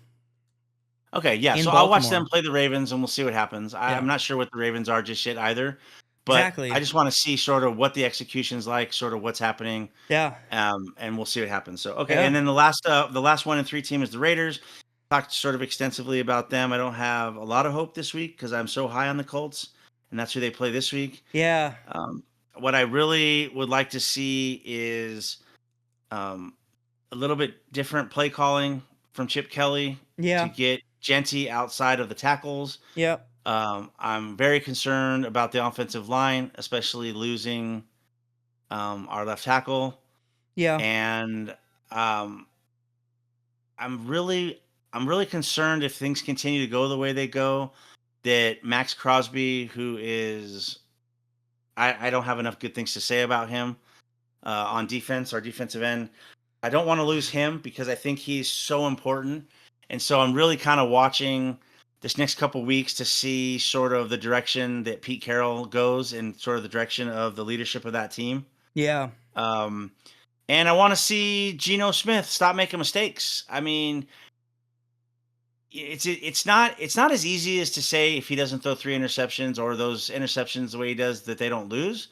But it's really hard to win when you throw 3 interceptions on your side of the field. Yeah. So, and I think that the Raiders did as good as they could have in that by giving up as few points as they did off those things, but even the field goal block was something that the Bears said that they had watched. Yeah. And they felt like they could exploit that side. So that's when I hear those kinds of things, it's super disappointing because that's what I thought Pete Carroll was going to fix. Pete Carroll was going to eliminate those types of things, and it hasn't happened yet. I thought Chip Kelly was going to be very innovative and be able to use somebody with Genty's abilities a little bit better. So I'm sort of looking to see sort of not so much the wins and losses in the next couple of weeks, but really what are we seeing? What am I seeing as far as some of the changes that need to happen and the culture and sort of that kind of thing. So my hope and prayers are that I'm going to see some changes, and we'll have to I'm probably just going to have to suck it up this week against the Colts. So. Yeah, man. All right. It's going to be rough. Moving on quickly. We'll skip we'll go the 2-1-1 teams. 2-1-1, or do you want to do those last? No, the Cowboys are 1-2-1, but let's skip the tiebreaker teams for last. Let's just do the 0-4s. Let's just get them out of the way. 0-4s are the Saints, the Jets, and the Titans. Oh, the Saints are 0-4 too? Saints are 0-4. Oh, shit. I of those teams, that's the team I I'll admit something. I think the Saints are better than the Titans and the Jets. Oh, I do. Yeah, I do. I'll admit it. Well, I know, but I've been so high on saying the Saints suck But yes, you have.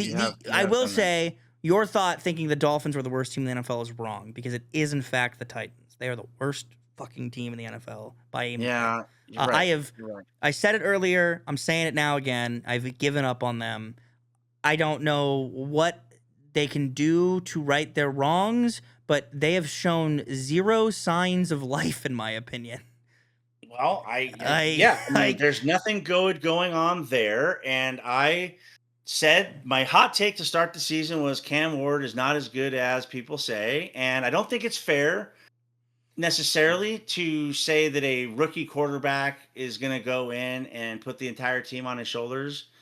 Because he did have some drops in this game last week, but he also the things that I saw that I didn't like his off platform throws are ugly, and he throws interceptions, and some of those things are things. I mean, even a couple weeks ago when he has that across the field touchdown throw that nobody should ever make That's the throw lucky. You do not throw. Yeah, you're not supposed to throw. He gets lucky and it's a touchdown, and so he gets rewarded for what was basically an absolute, terrible decision.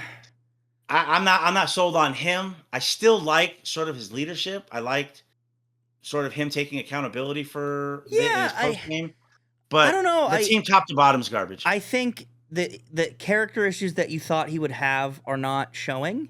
I think he is fine character-wise. I think he's playing like a rookie quarterback for a dog shit organization. I will say he's only thrown 2 interceptions this year. He's only thrown 2. So, he's only thrown 2 touchdowns as well. But I don't want to make it seem like he's throwing the football to the defense every play, because he's only thrown 2 interceptions. Isn't bad. I just think the Titans suck across the board, and it's the case of any rookie quarterback who's gone to a poverty organization, which is they're just not in the position to grow as a QB unless their situation changes. So sucks, but that's where the Titans are at. All right. So 0-4. 0-4, I think all those teams sort of belong there. Maybe the Jets could be 1-3, but the Jets have shown signs of life, and the Saints have shown signs of life. So I think they have an opportunity to be better. I mean, the Jets have looked better than any Jets team I've watched over the last couple years in the first 4 weeks this season. I mean, they played 3 competitive football games and then one against the Bills that they looked like shit. But all right, and then the last category is the 2 teams with a tie. Green Bay, and so to me, what this is, honestly, this is one team that we thought was super good in week 1 because they beat the Lions, and we both think the Lions are top team in the NFL, top 1 or 2 or 3 teams in the league. And then Green Bay, and the first 2 weeks, Green Bay looks like world beaters going to the Super Bowl, and they have cooled down a whole heck of a lot. And then you have the Cowboys, who after weeks 1 and 2, I thought were probably going to be in the race for one of the worst teams in the league. And then they come out and lose CeeDee Lamb, and then they actually look pretty decent the last couple weeks, surprisingly. Yeah.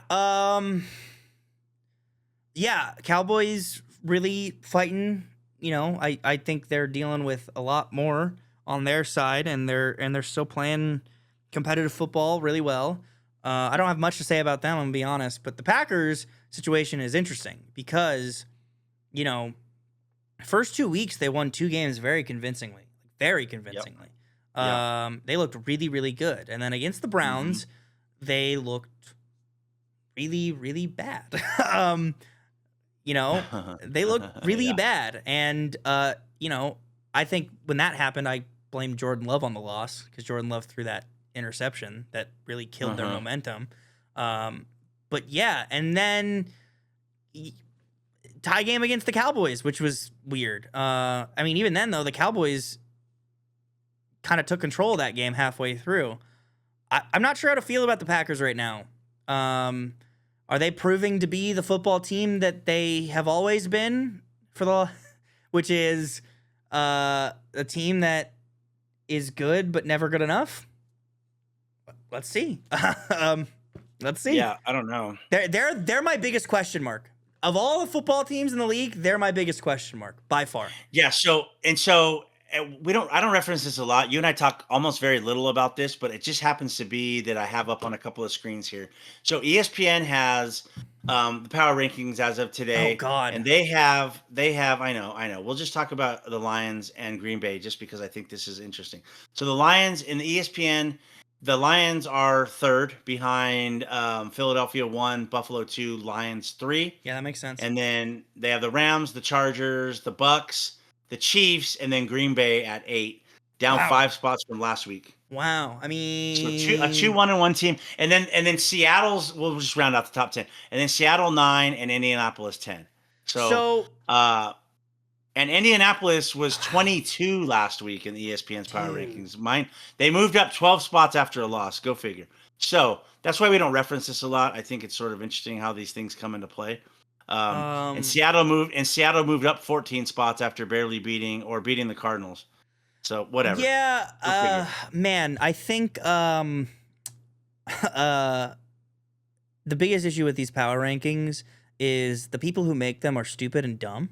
I do think, which is where I'm actually going with the next one. So yeah, I do think they do what I do though, which is they look at the teams that they've played, right? Sure. And they go, well, this team sucks. So the fact that you beat them doesn't mean that much. But like, I don't know. I hate how the power rankings look. Of course.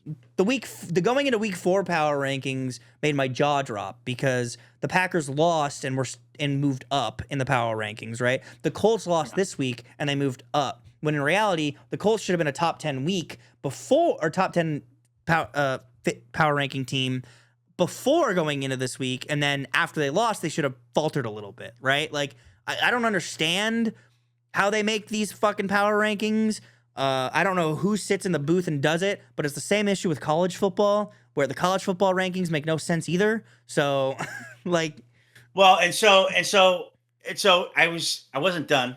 Oh, I'm sorry. It's just these things piss me off. I know they do. That's why I don't reference them a lot. They just happen to be on multiple screens that I'm here. Yeah. While we're doing the pod, and so that's why I'm referencing. Otherwise, I wouldn't have. But so this is sort of sidebarred. And then so on TV right now, I won't tell people what time that we're recording this at, but there's a nationally syndicated talk show that's on right now, and this person's rankings are Eagles 1. I think I know who this is. Buffalo 2. Well, based on the time, you should know who it is. The Rams 3, the Chiefs 4. Green Bay 5, the Seahawks 6, the Bucks 7, the Lions finally at 8, the Broncos at 9, and the Colts at 10. So I mean, what the hell? It's right. So the Eagles matches with the ESPN and the Buffalo matches with the ESPN, but then they've got the Lions 5 spots back before the ESPN. The Rams are at 3, 4. So it's just interesting. And he doesn't, and now I just sort of let the cat out of the bag a little bit. And the Chargers aren't anywhere on there. The 3-1 Chargers team just say his name. Decimated. Just say his name. She got I don't want to say it. Who said? Can you say it so I can bleep it just to make sure I'm thinking of the same person? I'll mute it. It's yeah. Okay. Yeah. But how does he have the Chargers nowhere in there? They lost to. Dude, he's dumb, man. I mean, what are we talking about? And how are the Lions at 8? Like, this is wild to me. So I have looked over the 3 like big ones that I always look at, which is Fox Sports, CBS, and ESPN. And Fox Sports, CBS, and ESPN all have the same top 3 because Eagles, Bills, Lions, and then it kind of flip flops. Some of them have the Chiefs at number 4. One of them has the Bucks at number 4. Chiefs at 4 is ludicrous. Yeah, it kind of falls apart after that. I think all these things prove, outside of he who shall not be named because he's stupid, is that there are 3 football teams that we are certain about in the NFL, and it is the Lions, the Bills, and the Eagles. Right? From there, you can ask questions about every team, but I think everybody can confidently sit there and say those 3 teams are very good. They're very solid. These are all teams that I'm confident in, right? As of right now. Okay, and so this pod won't include it, but somebody will be on later in the afternoon. And I'm more interested to see what that person's rankings are. but he's actually on the aforementioned show that I'm watching also. Ooh. He's actually on that person's show. They're talking about this. Who is it? And I will tell you this, the second that we get off this pod, I'm going to turn the volume back up and I'm going to watch what his rebuttal to this wackadoo top 10 on this show is. Who is the person who's the guest? I'll bleep them out too. Oh, that's awesome. Yeah, so now that the top 10 for up. Yeah. Now he always brings on right after and gives him his rebuttal. I'm more interested to see what it says than I am funny. The thing. But I like their back and forth. It's pretty good banter. Gotta stop saying the names. Just say it once. Now I gotta bleep so much. You gotta bleep so many names, guy. I know you're good. That's funny. Sorry, my bad. You're totally. Anyways, fine. Yeah, we'll discuss more of that anyway. Okay. Okay. Getting back to it. So that's our thing. Are we done with that? Are we done with the? We are done. Quarter season. Okay. Do you want to do our picks? Let's do our picks real quick then. Let's do our fantasy pick'ems real quick. Okay. Let's do that and let people go on with their day. Before we get into it, let's review last week. Here it comes onto the screen. Dude, cool effects. Cool. There's no cool effects. I'm gonna be honest. Good job, dude. I really love what you did there. So last week, against straight up, I went 5-11 and you went 9-7. Against the spread, I went 5-11 and you went 7-9. You outclassed me, sir, across the board. That puts our after week 4 official pick'em records to be me straight up 39-25, you straight up 44-20. You have a 5-game lead on me. 44-20? Yes, you have a 5-game lead on me. Solid. That is solid. Against the spread, I am 27-37, and you are 26-38. So you have caught up to me, sir. That is ugly. You've caught up to me, sir. And the quarter way through the season, I am scared. But I do think both of us have done a very good job with our pick'ems. Being, I think you're over 66. Yeah, you're like 70% right across the board, and I'm almost 60, 2/3 of the way right. I'm almost at 66% right. So it's pretty good for both of us. Not too shabby. Not too shabby. Better than 50-50, man. When we're literally flipping coins, if our records are both better, that's not bad. Okay. So yeah. Let's get in. These ones in? Yeah, dude. Let's get into the regular fantasy. All right, let's start it off at the top. Thursday night, 49ers at Rams. Rams are favored by 5.5. I have the Rams winning. I have the Rams covering by winning by more than 5.5. I do as well. Let me mark those bad boys off. I got a new fantasy thing up this week, so now it's live reading exactly as I update it, which is pretty sick. Sweet. Yeah. Nice. Okay, next one. Vikings at Browns. Vikings are favored by 3.5. I have the Browns winning this game. Me outright. Too. I thought this was going to be a different one. Oh, shit. I do indeed have the Browns winning this game as well. Oh, my God. I'm realizing something. Yep. I'm banking on that I'm banking on the Browns defense. I'm banking on I have not seen what I'm used to seeing from the Vikings with quarterback play. And so that's what I'm going with. Okay. I have good news and bad news. The thing that I'm showing is going to look really messed up, but that's fine. Either way, It looks good now. Texans at Ravens. Ravens are favored by 3.5. No, it's Ravens at Texans, isn't it? No, it's Texans in Baltimore. Oh no, I had that opposite. Okay. Texans are in Baltimore. Texans at Ravens. Ravens are favored by 3.5. I'm gonna go out on a limb. I'm gonna take the Texans. You suck, because I was taking the Texans too. Oh man. Yeah, I have the Texans. Well, it is what it is. I gotta stick with my pick. Last week was the Ravens get right game, and instead of getting right, they gave up again. So. And I think they're going to continue to go that way. I mean, they were dealt a tough hand to start the season, so we can make excuses why they're 1-3. But they're giving up. I don't know. Yeah, I'm taking the Texans. Yeah. Okay. We got what's the next Dolphins one? at Panthers. Panthers are favored by 1.5. I have the Panthers. Yeah. So do I. I have the Panthers on both. Yeah. Dolphins played a great game against the Jets. They lost their star wide receiver, their deep threat. That's gonna affect them. Next game, Raiders at Colts. Colts are favored by 6.5. Are you taking the Raiders? Sorry, guys.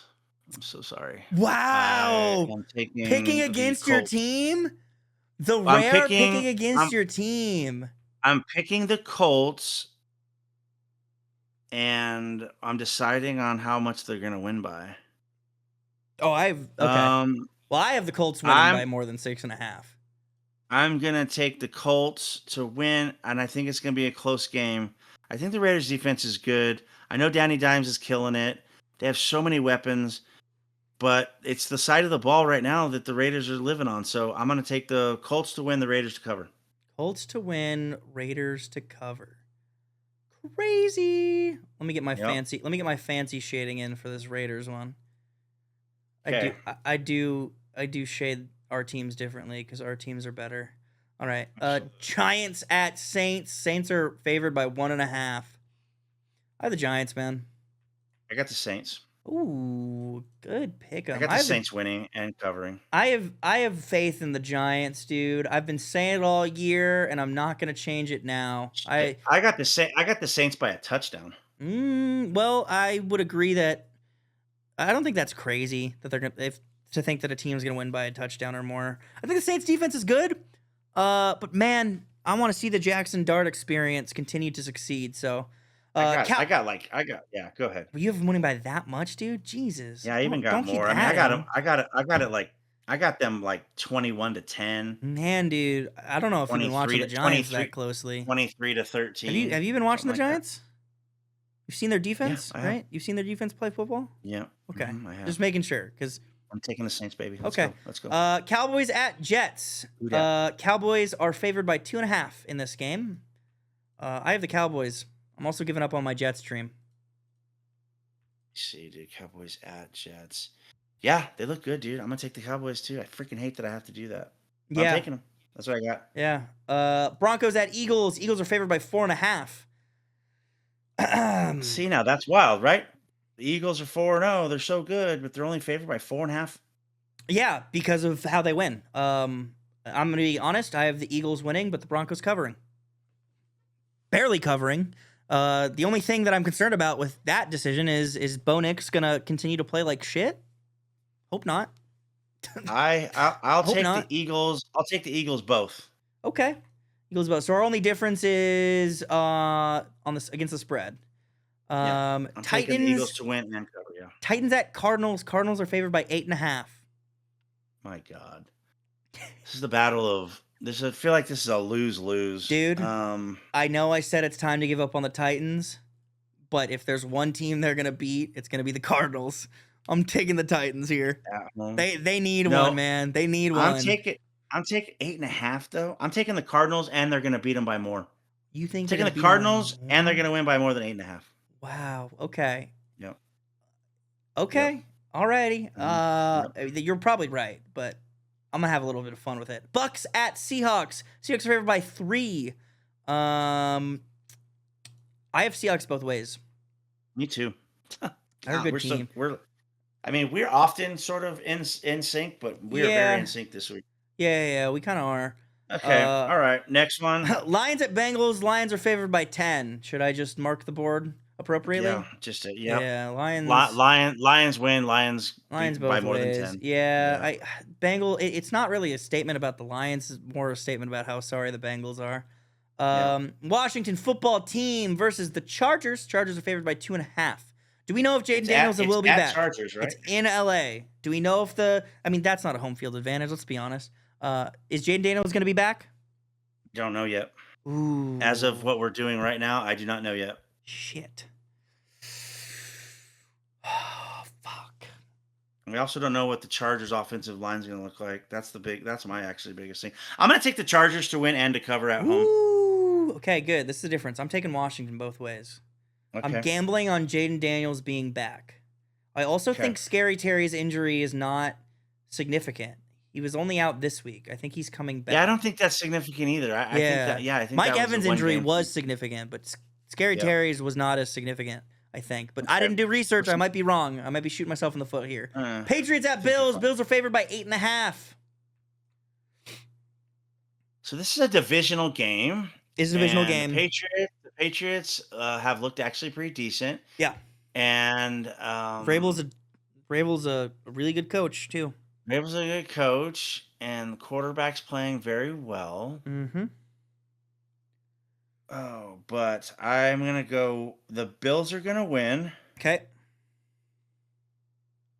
I'm gonna take the Bills to win and to cover, and to win by more than 8.5. I have Bills winning, Patriots covering. Okay. I think it's gonna be a close game, like the Jets game. Probably the smarter play, but I really am hoping that the Bills are gonna prove everybody right. That they're gonna beat weaker teams by more than that, so that we can get off this. They barely beat crappy teams. Yeah, I would hope so too. And then last game, Monday night, Chiefs in Jacksonville. The Chiefs are favored by 3.5. That's wild if they're only favored by 3.5. I don't think it's wild. Well, it's a away game too. Yeah, they're on the road. Well, you know what? I made my decision already. I'm just not saying you schooled me on the Jags. I did. So I know a little bit more now about the Jags. It did give you a little bit of a school lesson on them. And the Chiefs' defense is not too shabby. And if Lawrence isn't really contributing to their wins, okay. I'm going to take the Chiefs. I'm going to take the Chiefs and the Chiefs to cover. Okay, so you take my negative information that I gave about the Jags, and I think you omitted the fact that the Jags' defense has been playing really good, though, which is why I'm picking the Jaguars to win this game. But we generally think that the Baltimore's defense is really good, right? Not anymore. You don't think? Well, I guess you're right. Not during this season. I haven't thought they were that good. Yeah, but the Chiefs looked vastly different once they got that wide receiver back. Who? Rice? Worthy? Rashee Rice, or was it Worthy? Which one? Worthy is who they got back. Rashee Rice still out 2 more games. They looked vastly different, better when Worthy was back last week. I mean, I don't know, dude. I like the Jags here, and I have not watched the Jags close enough this season, which I should watch more of them. Win? But I picked the Jags to win, dude. I did. Okay, and I got the Chiefs to win and to cover. So there's that. That's it, dude. That's our fantasy. That's everything we have for this week. Okay. Yeah. Thanks for watching. Another week of two Vits talking shit, man. I mean, this was a good one. I didn't sign it off the correct way this time, but if you want to, hey, you should sign it off the correct way this time. Hit it. Thanks for watching. Say thanks for watching the show. We've been, and then do the thing. What's the thing? You say we've been two Vits talking. Oh yeah. Yeah, hit it. Do it. Sign us off. Sign us off. All right, so that's the end of week 4 pod. This has been two Vits talking shit. We'll see you next week. Yes!